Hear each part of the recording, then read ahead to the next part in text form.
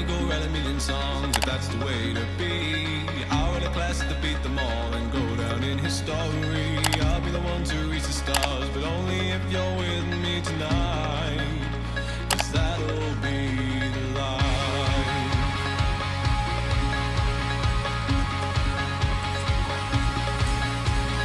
I said, let's go, take a trip downtown and go all around. I said, come home, away with me.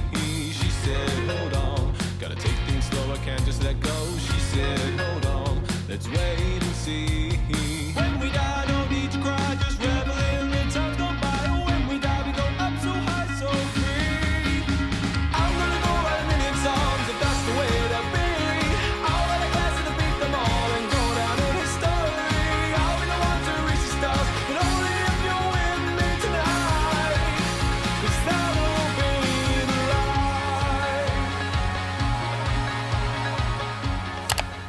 Good morning. After a cute little sunrise date over at Stone Mountain, which was actually Zach's idea, so points for him, I figured that we would kind of take it back to my roots a little bit since there's some new people on this channel and just do a regular old day in the life of a social worker.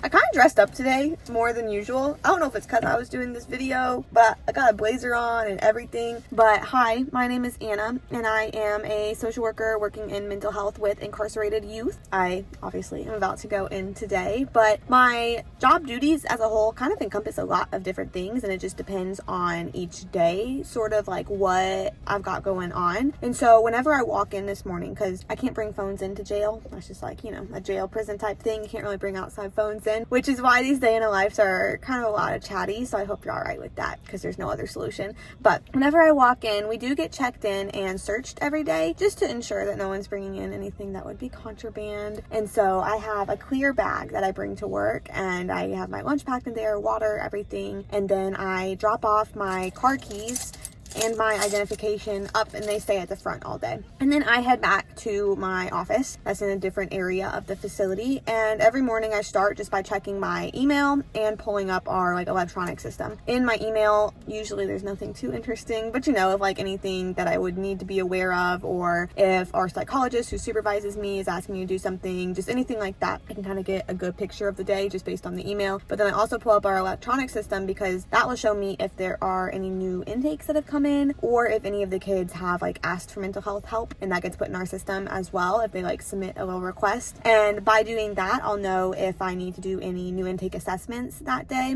We have 72 hours when the kid arrives before the assessment is due. Usually we try to get them done, you know, just as quick as possible. If I do have any assessments today, that's just your regular old biopsychosocial, seeing kind of just who someone is and how they can best be supported while they are on the inside, and if there are any presenting problems that they would like, you know, help coping with. And not every kid gets placed on like mental health caseload to receive counseling while they're in the facility, and a lot of that is up to them, because if they don't want to do therapy, then obviously like that's not gonna happen, but we'd still be like supportive of them. Which leads me to another thing that I may be doing today, which is I have kids on my caseload, and the kids on my caseload, I see most of them about every other week for counseling sessions. Sometimes I'll kind of give them little homeworks in between and everything, and the topics that we cover in counseling could be really a range of quite anything. A lot of it is coping, because since these kids are, you know, being chewed up by the justice system, there's a lot of coping that goes with that, and kind of, you know, receiving news and learning how to deal with that, and anxiety for the future, and just there's a whole lot of that takes place in counseling. But also sometimes it'll go back to, you know, childhood, or we'll focus on like CBT. There's a lot of different things that counseling can hold. With everything that we do, obviously there's documentation that is involved. Sometimes the hours in a day will be spent doing that too, just like typing up my notes. Notes honestly don't take me all that long to do. Maybe if I made them be better, then they would take me long to do,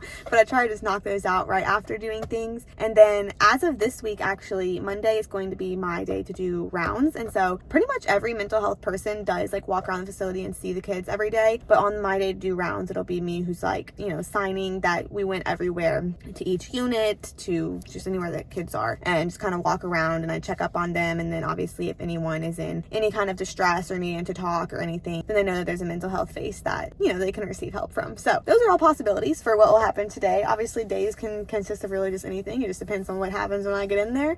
And so I'll get in there and then I will catch you afterwards. She said, I know, get out of my head, leave nothing unsaid. She said, I know.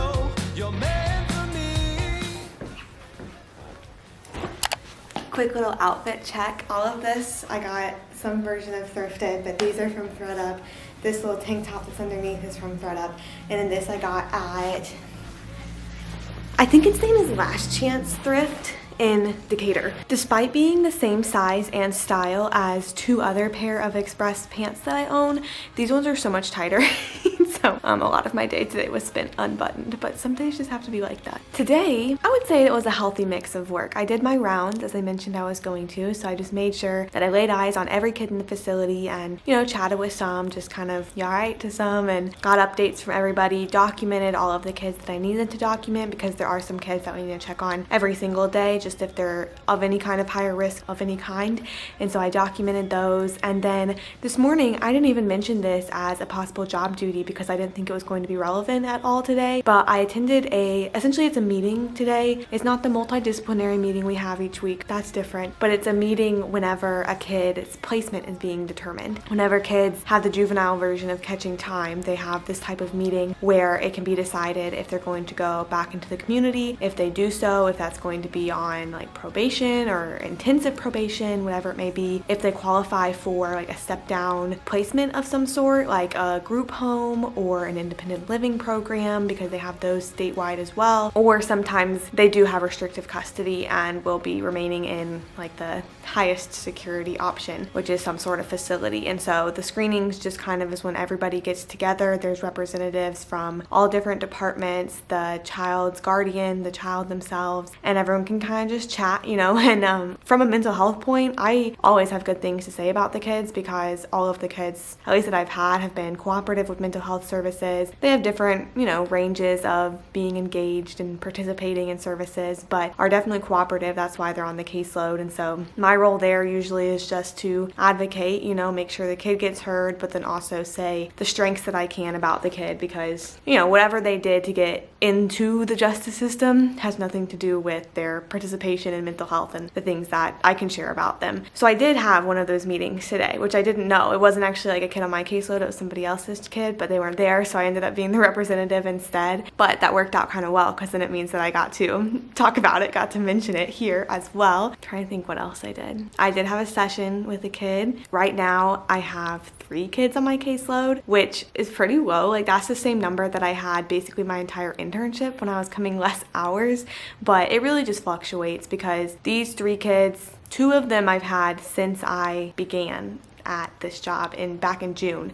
For a while, up until about 2 weeks ago, I had the same 3 kids since June, which was kind of special because it was like my caseload was just the same. But now I have 3 kids. 2 of them I've had for, 4 months at this point. But even like a couple weeks ago, my caseload was up at 6, and then now it's back down to 3, so it just fluctuates. But I see my kids bi-weekly, if not more often. Some of them I'll try to see more weekly if it fits into their schedule and mine. And as I mentioned before, counseling can cover basically anything. It's not intensive clinical therapy. I am supervised and I do have my LMSW, but it's not following a specific treatment module. It's more so like emotional support, because in the facility that I am in, it is meant to be short term, and sometimes kids will stay there for longer than what I feel like is short term, but it is meant to be short term. So it's not necessarily treatment program, but it is coping skills and support to get through, you know, the time of life that they're in, help adjusting, setting goals, that type of deal. I feel like that was a pretty good sum up of the day. A good introduction in the morning, good sum up now. Feeling pretty proud of myself. As far as what the rest of the day looks like today, because obviously the day is not over, it is about 5 p.m. right now. I will be making myself food. I have no idea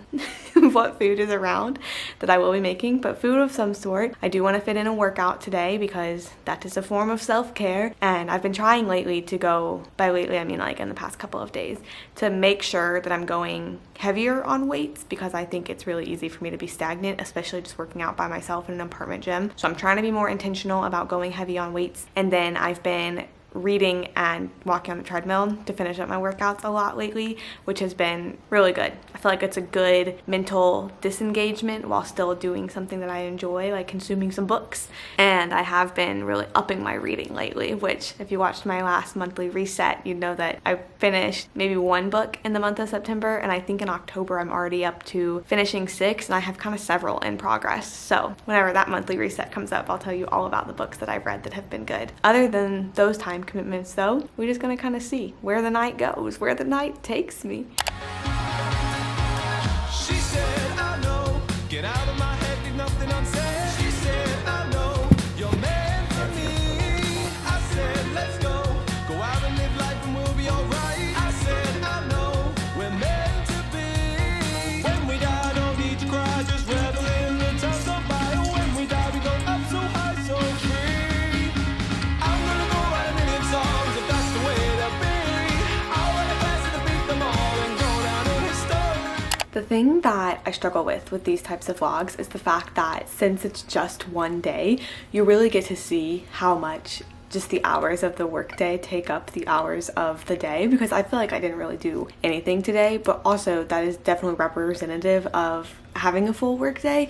And so that's why I think, or part of why I think it's important to include just like day in the lives in the channel atmosphere as well, because whenever I do a week, like you can 100% see the highlights. And if I don't vlog in a nighttime, you could assume that I'm doing the absolute most, or you could assume it's just a night like this where it's like I did like 3 tasks today. I went to work, I came home, I walked, I worked out, and period, now I'm going to bed. But also, obviously, that is real, and especially with people with full-time jobs, because maybe you wouldn't know this if you haven't seen other videos before, but the job that I do is 100% part-time. I work it ends up being about 34 hours each week on average, give or take more or less a couple different weeks, but it is hourly. It's not an 8 to 5, 9 to 5, 5 days a week, meaning that I do have more flex time than a lot of people who do work full-time jobs do. I'm also just noticing that you can see me over there, so hello.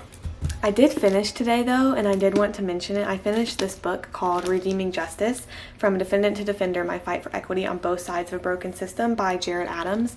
This is a book that I've been wanting to read for forever, but I think it is a very good read, especially for people who are curious about why reform of the criminal system and reform of the justice system is needed. And there are far too many stories that are way too close to Jared Adams. For example, if you've ever heard of The Sun Does Shine by Anthony Ray Hinton, that's another book that I would definitely highly recommend. But there's way too many stories of Black men in America who are forced to serve time, and egregious amounts of time, for crimes that they didn't commit. And the system is set up in a way where people don't always care whenever people are behind bars what their story is anymore. And the fact that Jared Adams was able to get out, and he actually went on to become a lawyer. He went to law school himself and now fights for the cases of people who are in his situation, or were in what previously was his situation, and he had served 10 years before doing that, which is a whole decade of life. And then with Anthony Ray Hinton in The Sun Does Shine, he served a full 28 years before getting exonerated.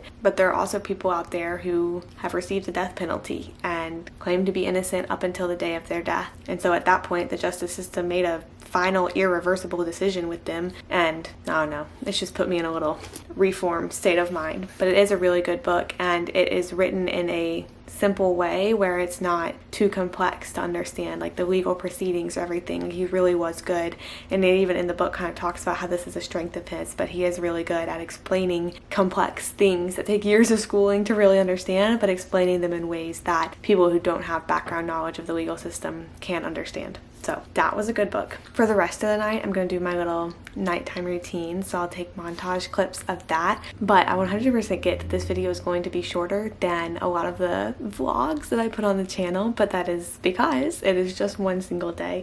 And starting on Thursday of this week, I'm going to flip my work week vlogs to truly be like my work weeks being Thursday to Monday. So we're going to start that and see how it goes coming up. But all of that being said, enjoy the nighttime routine.